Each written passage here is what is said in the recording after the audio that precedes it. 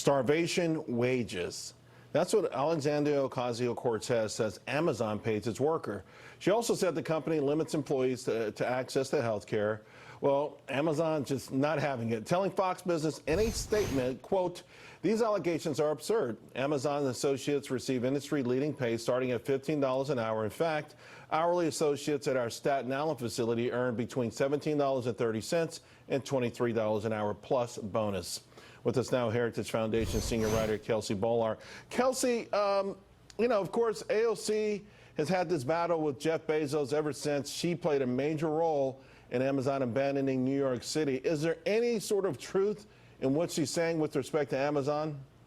Absolutely not. This was really irresponsible on her part because she knows Amazon raised its wages to $15 an hour plus benefits, and yet she went on national TV and suggested otherwise, worse than otherwise. She suggested that Amazon is paying its employees starvation wages, which is really interesting coming from the Congresswoman who is at the federal level advocating for a $15 mandatory minimum wage. So unless she's advocating for a minimum wage that she considers to be starvation wages, this is completely misguided. Not to mention, she drove out some 25,000 jobs from her district, where that people would have who lost out the opportunity to have those jobs are actually making starvation wages because they're not making any money.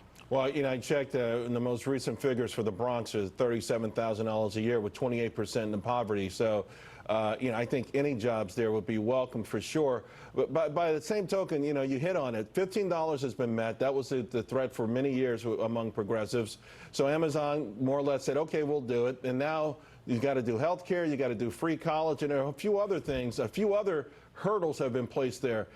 Have some of these corporations actually opened the door to be hijacked more by these kind of stuff?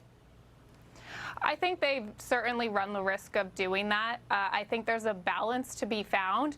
We want Amazon and other large companies to be increasing their wages for workers when they are growing enough to be able to do that. So I applaud Amazon for raising its wages to $15, and I support more businesses doing that. That said, 70% of businesses in the United States are small businesses, and they do not have the ability to just across the board overnight raise their wages to $15 an hour, and to ask that of them from the federal level would be incredibly harmful and actually cost people jobs. Real quick, speaking of pushing and elbowing and getting your way, progressives are pushing harder and harder against Nancy Pelosi. AOC leading the charge there, taking on President Trump in a series of tweets also today. Are we getting closer to the Dems going for some form of impeachment? At some point you'd like them to put their money where their mouth is, because they keep talking about impeachment and yet they won't actually take the steps to go there, and that's because they know it is not popular among Americans, and it's not even popular among their own base. It's only popular among the more radical members of their base who might support figures like Alexandria Ocasio-Cortez. So I think they're just trying to drum up a lot of media attention to make it act like they're doing something, but they have not actually taken those steps to get there. Kelsey, thank you. Appreciate it. Thank you.